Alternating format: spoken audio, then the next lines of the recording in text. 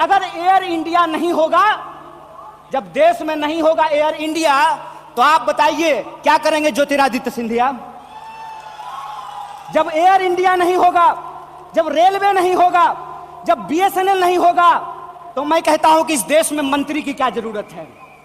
जब देश में जनता नहीं होगी, तो फिर इस देश में सरकार की क्या जरूरत है? जब देश में स्कूल नहीं होगा, अस्पताल नहीं होंगे, सड़कें नहीं होंगी, तो आप मुझे बताइए कि फिर संसद की क्या जरूरत है?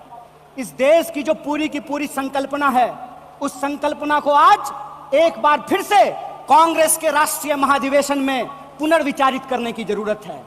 देश का मतलब होता है देश में रहने वाले लोग। डीडी नेशनल पर एक कार्यक्रम आया करता था, नेहरू जी की किताब है discovery of India. Discovery of India के एपिसोड में नेहरू जी आम लोगों से पूछते हैं कि बताइए कौन है भारत माता, किसको भारत माता कहते हैं? भारत माता इस देश में रहने वाले लोग हैं। जब हम भारत माता की जय बोलते हैं, तो भारत माता की जय बोलने का मतलब है इस देश के 140 करोड़ लोगों की जय। और 140 करोड़ लोगों की जय का मतलब है कि 140 करोड़ लोगों के हाथ में पढ़ाई हो, 140 करोड़ लोगों के हाथ में काम हो, 140 करोड़ लोगों के लिए रोजगार की व्यवस्था हो, 140 करोड़ लोगों के लिए इलाज की व्यवस्था हो, 140 करोड़ लोगों के लिए चलने के लिए सड़कें हो, गाड़ियां हो, रेलवे हो, हवाई जहाज हो। और आपने देखा कि देश में कुछ लोग लोकतंत्र को अपनी बपौती समझ लिए हैं। अभी जब मैं हवाई जहाज की बात कर रहा था, तो मुझे दिल्ली एयरपोर्ट याद आ गया। दिल्ली एयरपोर्ट पे भारी जो है सिक्योरिटी फोर्स आई थी हमारे एक नेता को गिरफ्तार करने के लिए।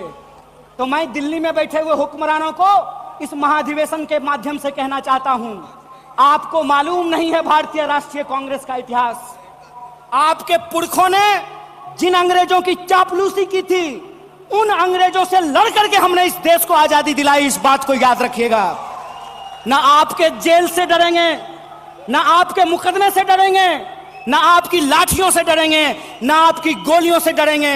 भारतीय राष्ट्रीय कांग्रेस इस देश की पार्टी है और इस देश के हकूक के लिए लड़ती रहेगी। इस बात को याद रखिएगा। और आज के समय में जो आर्थिक लूट की नीतियां चल रही हैं कि प्राइवेटाइजेशन ऑफ प्रॉफिट और सोशलाइजेशन ऑफ लॉस, फायदा होगा तो अदानी का और नुकसान होगा तो एलआईसी का, ये हम नहीं चलने देंगे। इस बात को आप याद रखिएगा।